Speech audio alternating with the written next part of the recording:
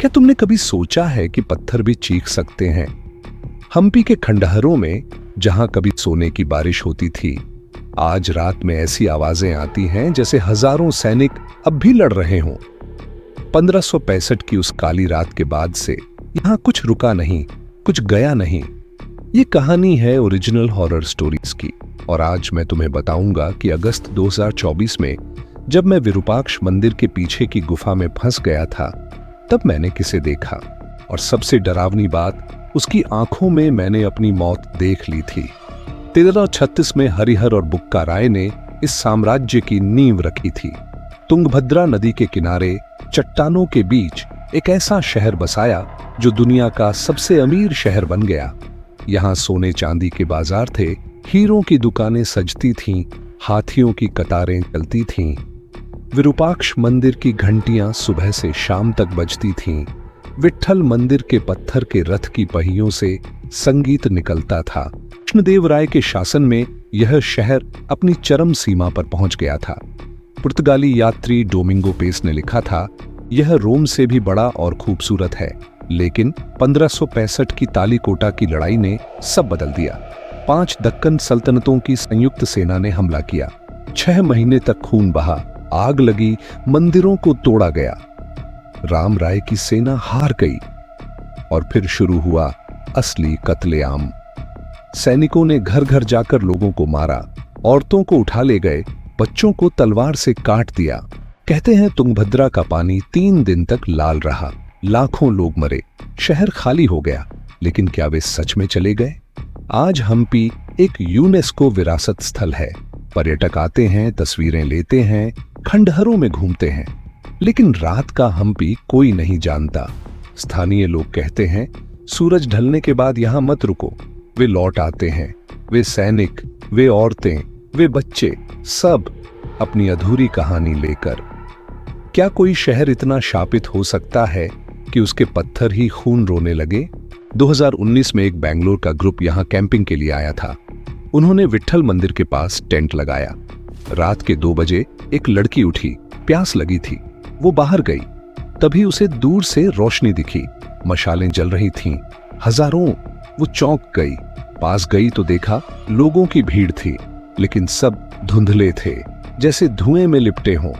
वे दौड़ रहे थे, चीख रहे थे, पीछे से कोई उन्हें मार रहा था। तलवारें चल रही थीं, खून छिटक रहा था। लड़की चीखी, उसकी चीख सुनकर बाकी लोग जागे। जब वे बाहर आए तो वहां कुछ नहीं था, सिर्फ सन्नाटा। लेकिन लड़की के कपड़ों पर खून के धब्बे थे, ताजे। किसका खून था वो? किसी ने नहीं पूछा। वे सुबह होने से पहले ही भाग गए। 2022 में एक फोटोग्राफर महाबली मंदिर की तस्वीरें ले रहा था। सूर्यास्त के समय उसने कैमरा सेट किया, लॉन्ग एक्सपोजर शॉट लिया। जब तस्वीर देखी तो उसके हाथ से कैमरा गिर गया। तस्वीर में मंदिर के हर खंभे के पीछे एक चेहरा था, दर्जनों चेहरे। सब उसी को देख रहे थे, सबके मुंह खुले थे, जैसे चीख रहे हों। लेकिन शूट के समय वहां कोई नहीं था। वो फोटोग्राफर आज भी उस कैमरे को छूता नहीं। कहता है, उसमें अब भी वे चेहरे बंद हैं। अब सुनो मेरी कहानी। अगस्त 2024 मैं हम्पी एक डॉक्यूमेंट्री के लिए गया था। मेरा गाइड था मल्लप्पा, बहुत पुराना आदमी। उसने कहा, विरूपाक्ष मंदिर के पीछे एक गुफा है, वहां मत जाना, वहां रानी का भूत रहता है। जो रानी उस रात अपने बच्चों को बचाने की कोशिश में मर गई थी। मुझे जिज्ञासा हुई। शाम को मैं अकेला उस गुफा की तरफ गया। गुफा छोटी थी, अंधेरी। मैंने टॉर्च जलाई। अंदर दीवारों पर खरोंचें थीं, जैसे किसी ने नाखूनों से खींची हो। फिर मुझे एक महक आई, चमेली, बहुत तेज। मैं आगे बढ़ा। गुफा के अंत में एक छोटा कक्ष था। वहां जमीन पर कुछ पड़ा था, चूड़ियां टूटी हुई। मैंने उठाने के लिए झुका, तभी पीछे से किसी ने मेरा नाम पुकारा, मेरा पूरा नाम। मैं घूमा। एक औरत खड़ी थी, रेशमी साड़ी में, बालों में फूल, लेकिन उसका चेहरा खून से लथपथ था। उसकी गोद में 2 छोटे बच्चे थे, दोनों चुप, दोनों की आंखें खुली थीं, लेकिन कोई सांस नहीं ले रहा था।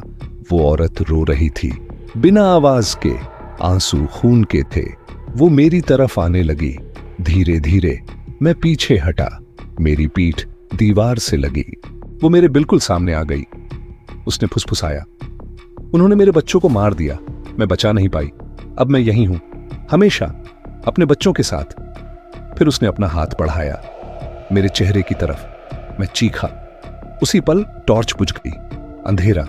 मुझे उसकी सांस महसूस हुई, ठंडी बर्फ जैसी, मेरे चेहरे के बिल्कुल पास।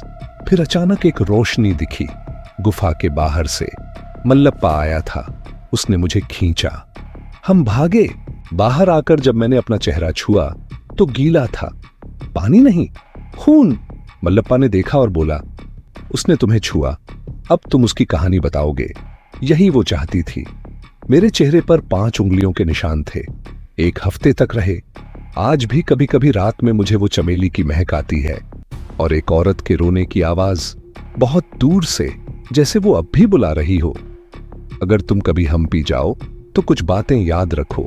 सूरज ढलने के बाद खंडहरों में अकेले मत घूमो। अगर तुम्हें रात में मशालों की रोशनी दिखे तो उस तरफ मत जाना। वो 1565 की रात फिर से जी रही होगी। अगर तुम्हें चमेली की महक आए बिना फूल के तो समझ जाओ कि रानी पास है, उससे दूर रहो। अगर तुम्हें कोई औरत दिखे बच्चों के साथ तो उसे घूरो मत, वो अपनी पीड़ा में है, उसे परेशान मत करो। तुंगभद्रा के पानी में रात को कभी हाथ मत डालो, कहते हैं उसमें अब भी वो खून बहता है। और सबसे जरूरी, अगर कोई तुम्हारा नाम पुकारे और तुम अकेले हो तो जवाब मत देना, क्योंकि तुम्हारा नाम कौन जानता है वहां। हम्पी की कहानी सिर्फ खंडहरों की नहीं, यह उन लाखों लोगों की कहानी है जो एक रात में सब कुछ खो गए, अपना घर, अपना परिवार, अपनी जान। और शायद आज भी वे यही हैं अपने दर्द के साथ। अगर यह कहानी तुम्हें छू गई तो उस रानी की याद में एक लाइक कर दो, जैसे दिया जलाते हैं अंधेरे में। शेयर करो ताकि लोग जानें कि कुछ इतिहास किताबों में नहीं बल्कि हवा में जिंदा है। ओरिजिनल हॉरर स्टोरीज के साथ रहने के लिए सब्सक्राइब करो, क्योंकि हर खंडहर अपनी कहानी सुनाना चाहता है। बेल आइकन दबाओ ताकि अगली कहानी का पहला शब्द तुम्हारे कान तक पहुंचे। और हाइप बटन से बताओ किस शापित जगह की कहानी अगली बार सुनना चाहते हो। लेकिन एक सवाल अब भी अधूरा है, वो रानी के बच्चों की आंखें खुली क्यों थीं? क्या वे अब भी कुछ देख रहे हैं? और मेरे चेहरे पर जो खून था वो किसका था? क्या वो उस रात का खून है जो आज भी ताजा है? मल्लप्पा ने बाद में बताया कि उस गुफा में जो चूड़ियां हैं वो हर रात एक कम हो जाती हैं, जैसे कोई उन्हें पहन रहा हो। और सबसे रहस्यमय, कुछ लोगों ने कहा है कि उन्हें रात में विट्ठल मंदिर के पत्थर के रथ को चलते देखा है, बिना किसी के। क्या वो रथ अब भी किसी को ले जा रहा है? अगली बार मैं तुम्हें ले जाऊंगा मुंबई, मुकेश मिल्स में। 1870 में बनी एक कपड़ा मिल जो 1980 में बंद हो गई।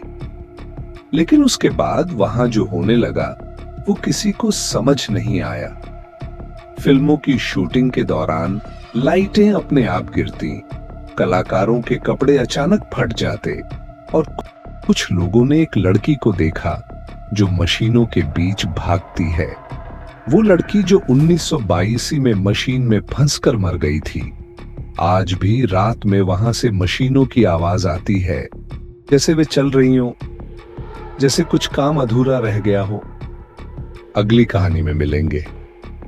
अपना ख्याल रखो और याद रखो, हर पत्थर की एक आवाज होती है। यह थी ओरिजिनल हॉरर स्टोरीज और यह सच था।